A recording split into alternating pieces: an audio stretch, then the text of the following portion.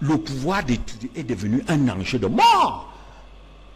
C'est la bataille de C'est pour ça que les gens, quand des gens annoncent des guerres, la machette, tout ça, c'est parce qu'on a ce pouvoir-là. C'est ce pouvoir-là qu'il faut réformer. Il n'est pas normal qu'un seul individu contrôle autant de ressources, autant de... Ce n'est pas normal. Parce que quand vous avez ça, il y a d'un côté le reste des Camerounais et de l'autre côté, Biya seul. Mais ce n'est pas pour autant qu'on comprendra ceux qui viendront avec des machettes ou des... Mais bien, puisque c'est l'enjeu, on ne comprend pas pourquoi. L'enjeu essentiel, c'est le contrôle des ressources collectives. Hein? Mais vous ne pouvez pas concentrer ça et attendre la paix. Et vous n'appelez pas, mais vous n'appelez pas dans ce cas votre chef de famille autour d'une table, d'une palabre et puis régler le problème. Mais vous prenez la machette, non, il n'est pas bien disposé. sûr.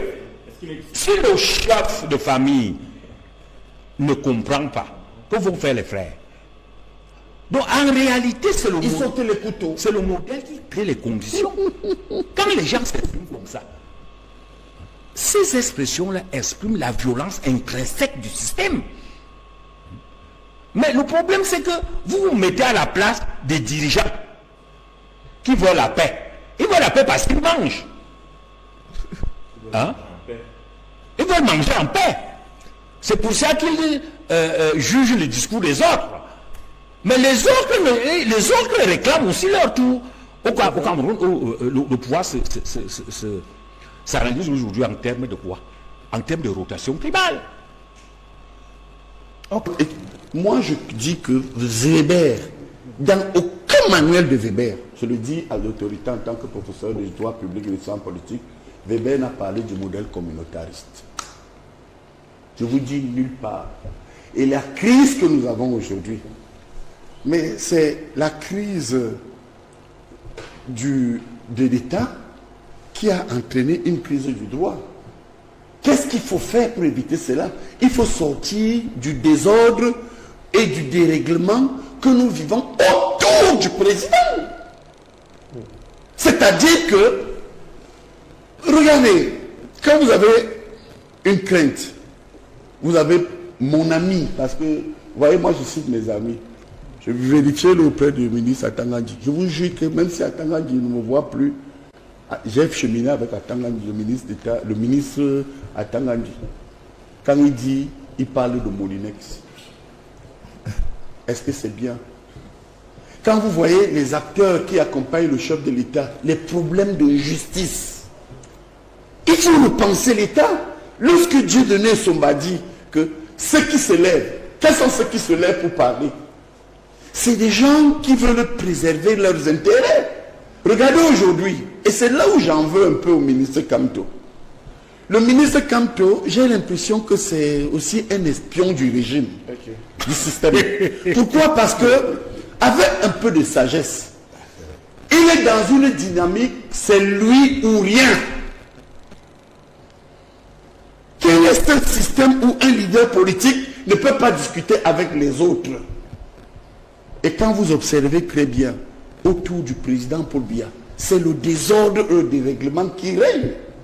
Le président dit, je verrai si je vais me présenter ou si je dois aller me reposer. Mais les gens lui disent que non, il faut y aller, il faut y aller. Est-ce qu'ils ont la sagesse du président? Ramenez donc sur la problématique centrale de votre question, qu'est-ce qu'il faut faire? Il faut, parce qu'il y a une bataille de succession, il y a une confiscation de la gouvernance. C'est-à-dire que si vous faites des statistiques réelles, vous allez voir que 2% de personnes dans l'ordre gouvernant confisquent 98% des attentes des Camerounais. Il faut repenser la gouvernance. Vous savez, quand les gens se mettent à vous parler, l'opposition a fait ci, l'opposition a fait ça. Mais l'opposition, ce n'est pas elle qui va nous donner des routes. Ce n'est pas elle qui va nous donner de l'eau. Ce n'est pas elle qui privilégie la pédophilie. C'est-à-dire que les petits-enfants qui sont violés au quotidien. Ce n'est pas elle qui est à l'origine du mauvais whisky, du mauvais vin et de tout ce que nous consommons de frélaté, où je vais vous donner des chiffres de l'OMS. Toutes les 23 minutes, toutes les 10 minutes, Je vous donne les derniers chiffres. 25 Camerounais meurent. Ça veut dire que nous avons aujourd'hui au Cameroun 500 morts par mois. Comment éviter ça? Comment redonner de la vitalité aux Camerounais? Lorsque nous savons qu'autour du président Paul Biya, certains ont créé le vide. On a atteint un stade où on doute même de ce que certains collaborateurs du chef de l'État viennent nous proposer. Où est l'affaire Martinez? Amour Bilinga est en prison. Au-delà de cela, quand vous voyez des gens comme les rapports de la CONAC, qu'est-ce qu'on en fait? Et au-delà de là, où est les affaires Covid, les affaires des stades? C'est pourquoi je vous dis qu'un homme politique accompli, ce n'est pas mieux ce qu'ils décrivent. Ils ont raison. C'est un des éléments vrais.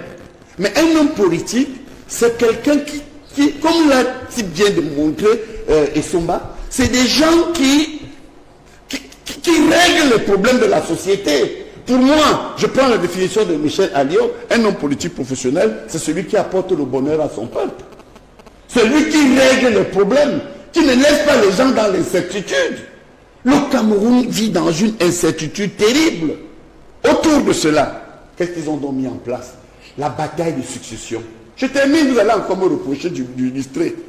J'étais étudiant, j'avais 20 ans. Quand j'étais le patron du parti à Paris, le ministre Grégoire Onaki répond à Kamto. Il était déjà secrétaire général du comité central. Adjoint.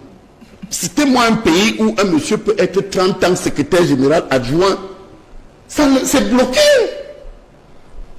Le problème d'Ateba Yéné. Mes problèmes, c'est que dès que vous levez la tête, où est Adama Modi? Où est Mila Assouté? Et où sont les autres? Ils ont créé le vide autour de ce qu'on appelle une proie qu'on appelle Paul Biya. Pour être député, Paul Biya a dit que. Pour être maire, Paul Biya a dit que. Mais vous vous dites quoi? Donc ça veut dire que tout le désordre et le dérèglement, Boni Philippe, croyez-moi, que nous vivons actuel, c'est un système où le président Biya est pris en otage. Non. Ça me regarde. Non, mais Paul Biya est pris, est trahi.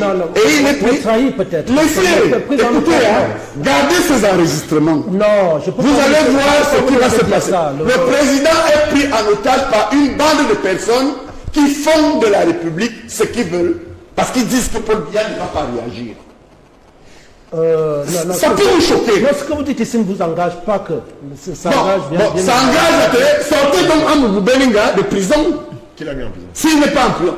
Mais c'est le système. Non, je ne parle pas du RDPC. C'est des règlements de compte. Vous savez, Boni, vous savez, quand je parle, je suis un homme juste. Je suis un homme juste. Ateba Yéné et moi, il y a quelques ans, moi, je ne parle pas des autres. Je vous avais donné 2 minutes pour ça. Oui, bon, nous avons pris le courage. Bon, je suis donc pour vous dire que s'il y a eu quelqu'un de privilégié dans ce système, chef de département, membre titulaire du comité central, professeur titulaire, avait un salaire de plus de 500 000 francs par mois. Et je ne vous compte pas d'émission, c'est moi. Il y avait tout pour que je ne dénonce pas ces délits. Vous comprenez? Et vous allez voir une dernière remarque, que ceux qui viennent pour la plupart dans les plateaux de télévision, ce ne sont pas des gens qui portent sur leur casquette de grandes responsabilités. Parce que ceux qui portent des responsabilités comme ce que moi j'avais, ils ne parlent pas dans les palais. Citez-moi 2 personnes ayant de grosses responsabilités, en dehors d'un garçon comme Hervé Emmanuel Combe, avec un poste comme celui que j'avais, et membre du comité central qui disent que ça ne va pas. Ngalé Bibé. Ngalé est brillant. Il est membre du comité central. Non. Oui, c'est ce que s'il vous plaît. Non, je vous en prie. C'est un monsieur talentueux et brillant. Mais ne venez pas me dire que je vous dis bien que qui dénonce. Non, non, Galère, que je connais mieux que vous, c'est un grand homme réservé. Charles Lisande, s'il vous plaît. Vous me coupez toujours parce que vous à la télé. Galère, c'est mon neveu. Hein. Et c'est un monsieur dynamique. Titi Pierre. Bonsoir, appelons à passer la parole, s'il vous plaît. Oui. Souffrez que je vous dise que ça vous engage, mais ça ne m'engage pas. Alors, mais Senghor Jani est brillant, biaïste, mais incohérent. Parce que la description qu'il fait de ce système-là, dont le responsable est Paul Biya, c'est exactement ce que les Camerounais disent, mais qu'il a essayé de reposer, puisqu'il ne contrôle plus le système qu'il a créé. C'est lui qui dit. Il dit, à juste titre, que Ne le coupe pas, s'il te plaît. C'est désagréable de couper toujours. À juste titre, qu'il y a des batailles de succession autour de Paul Biya, qu'il ne règle pas. Mais s'il ne règle pas, c'est qu'il n'est plus en mesure de le régler. Pourquoi il reste là? Première chose. Deuxième chose, ce sont les ministres, lui qui devait être sur les plateaux pour défendre le régime RDPC. Ils viennent très peu. À part peut-être Guégueur ou là, mais il vient en solo. Dans les pays sérieux, ce sont les ministres qui viennent défendre la politique du gouvernement. Quotidiennement. Quotidiennement. Il y a des programmes, pour ne prendre que la France, où des médias ont des représentants. Ou des personnes ayant des responsabilités. Oui, bien sûr. Membres du gouvernement. Moi, je le faisais comme membre du comité allons central. passer très vite. Membres du gouvernement, c'est eux qui doivent venir défendre la politique du gouvernement. D'accord. C'est vrai. Nous allons passer. Et je dis, le fait que M. Senghor le dénonce, c'est intéressant pour le pays. Mais il faut qu'il aille jusqu'au bout de la dénonciation. Vous voulez ma mort? Mais jusqu'au bout, c'est quoi? Anissé. Non, s'il vous plaît. Moi, je demande la réalisation. On nous va laisser le reportage. En dehors de Paul Biya, vous voulez que je me protège? Un reportage sur la Vous voulez que je m'attaque au président? Anissé. Mais j'explique. Lorsque il dit qu'il s'était opposé à la privatisation, ça veut dire qu'il n'a même pas compris ce qui s'est passé. Le Cameroun était surendetté. Et ces biens ont été saisis par un huissier de justice appelé FMI. Parce que les Camerounais ne savent pas ce que le FMI est l'huissier de justice au niveau des États, l'institution de recouvrement. Donc quand vous êtes endetté et que vous êtes incapable de régler vos factures extérieures, il y a une institution qui vient, qui s'interpose et qu'on appelle Fonds monétaire international, c'est sa mission.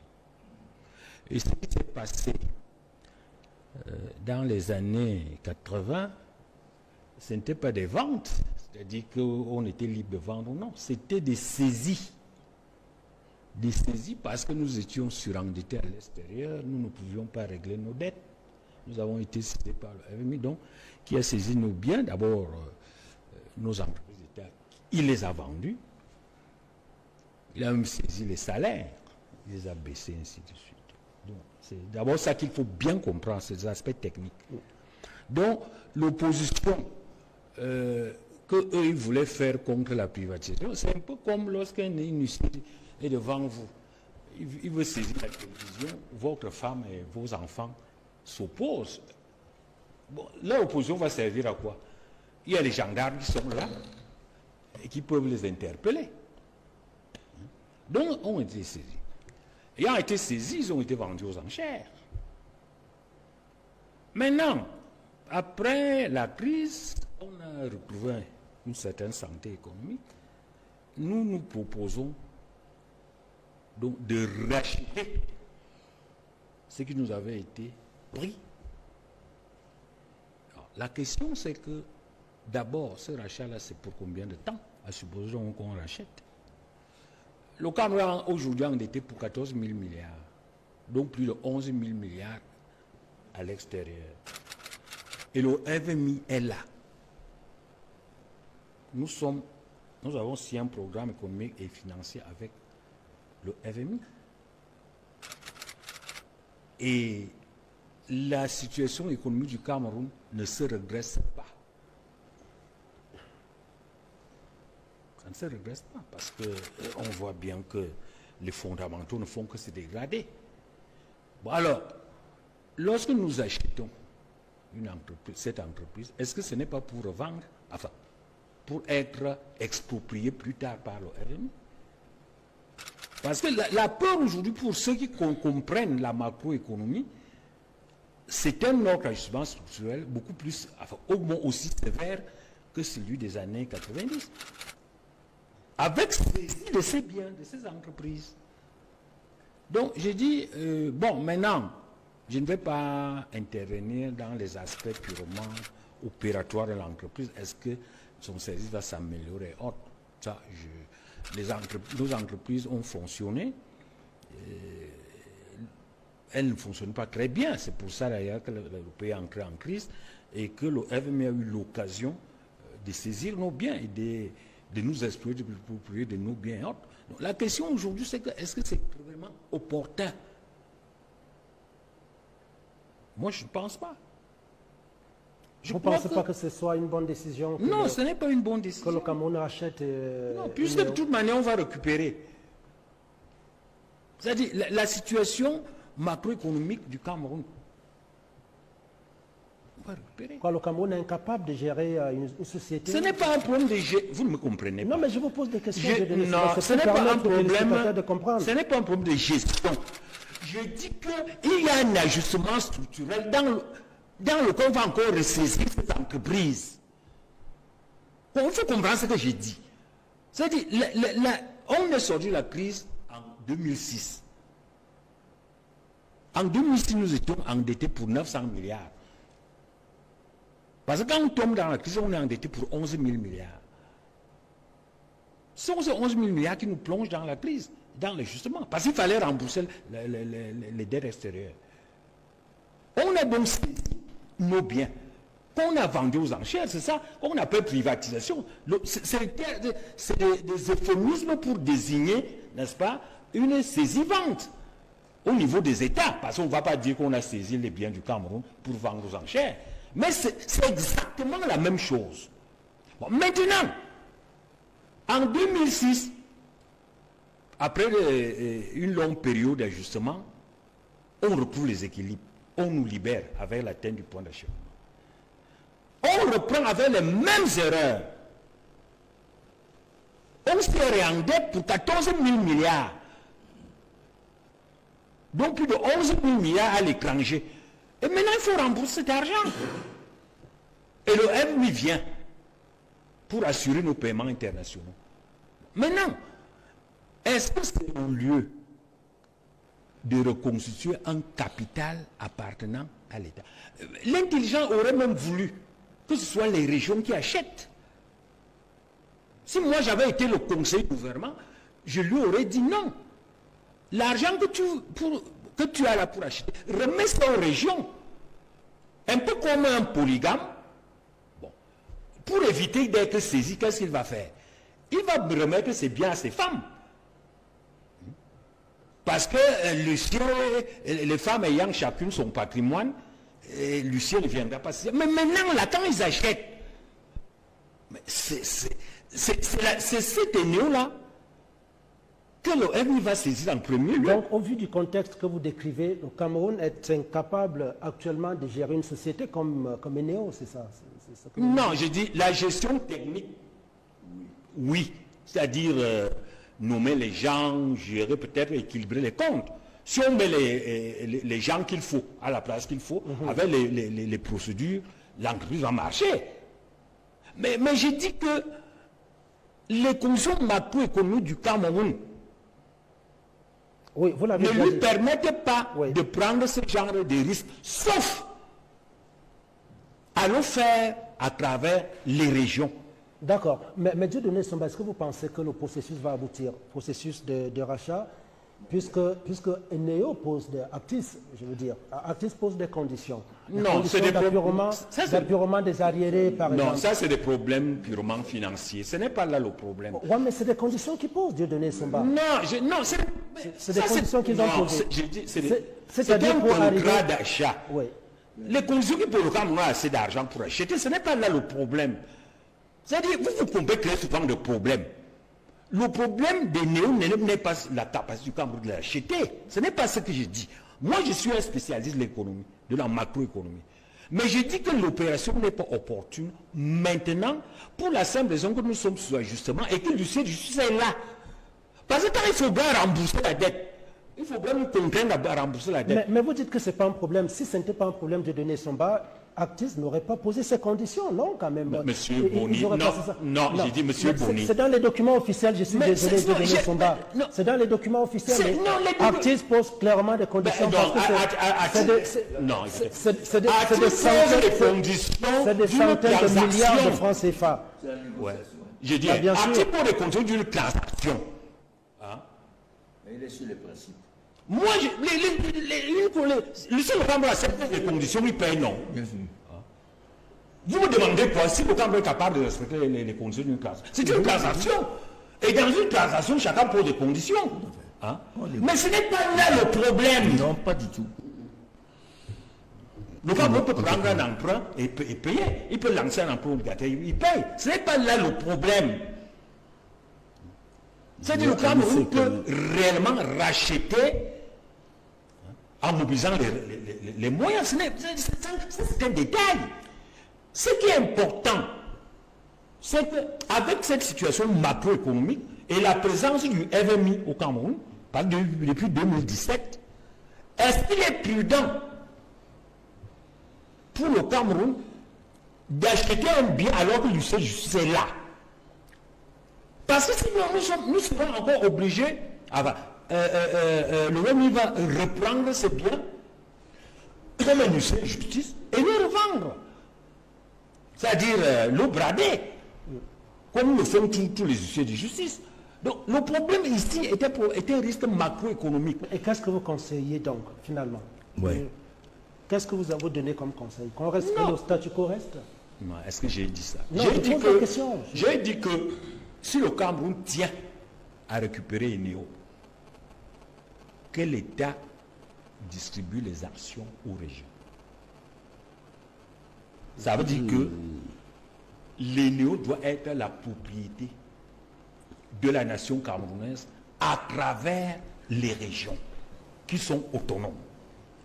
Non pas une propriété de l'État central. Parce que c'est une propriété de l'État central, Eneo sera saisi. Ça veut dire que après la récupération d'Eneo, vous allez entendre d'ici 5 ans, on vous dit on privatise. Vous allez croire que c'est une privatisation réelle, alors qu'en réalité c'est une saisie-vente. Voilà ce que j'ai dit. Anissé Kani. Bon, je le sais déjà, vous n'allez pas me donner le temps des sommas parce que c'était important. Non, on ne peut pas vous donner le même temps. D'accord. La première chose que je veux dire, la remarque, c'est que et son bas ici de particulier, c'est que il analyse la situation et il la considère comme irréductible, figée.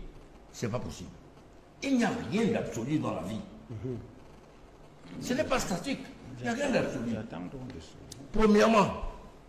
Deuxièmement, il oublie de dire que la privatisation de la SONEL est une opération de brigandage, de gangsters.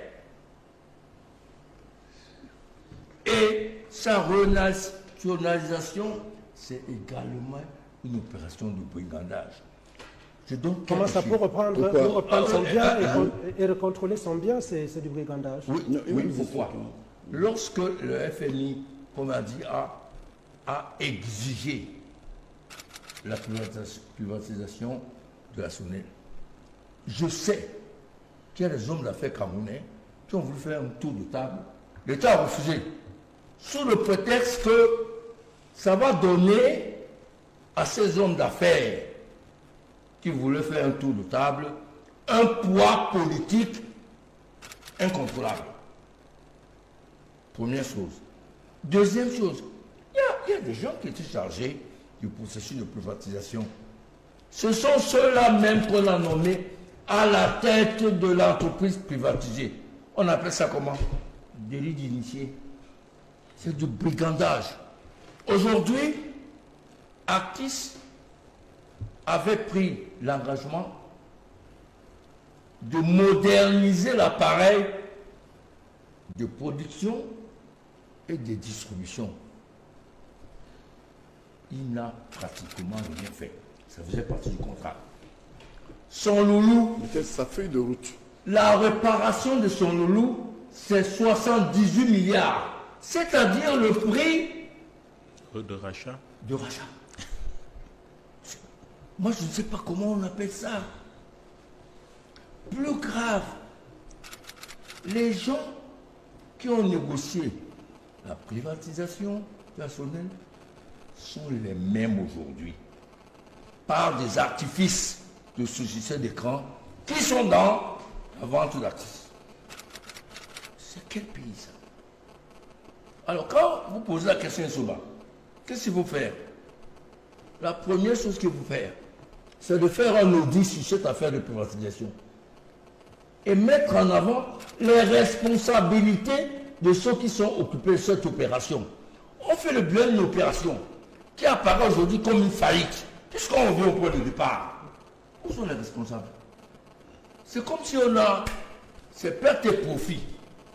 Le Cameroun a perdu des milliers de milliards de 2000 jusqu'à 2025. D'autant plus que cette entreprise faisait ce qu'elle voulait. Dans la facturation, c'était la faute. Les prépaies, c'est la faute. La gestion comment appelle-t-on ça? Des centrales a été laissée. Mais raison de plus pour que l'État reprenne le contrôle de l'entreprise. Oui, mais Boni, on ne revient pas 25 ans plus tard sans faire le bilan.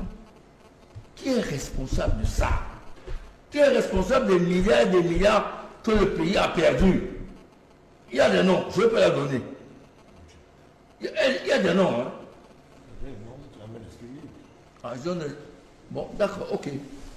Il va me couper. Oui, bien sûr. Bien sûr qu'il va me couper. Bien sûr, parce qu'on a c'est terrible ici. Il va me couper. Parce qu'il y a des noms. Des gens qui ont gagné des dizaines de milliards dans l'affaire de la privatisation nationale. Ne citez pas les noms. Et qui ont même été président du conseil d'administration de la société privatisée. Est-ce que c'est sérieux? Ça se fait où? Dans tous les pays du monde, on n'accepte pas des délits d'initiés, sauf au Cameroun. Aujourd'hui, on va à 78 milliards. Quand Nsomba a dit, mais ce sera la catastrophe. Parce que les dégâts causés par cette privatisation, c'est des centaines et des centaines de milliards.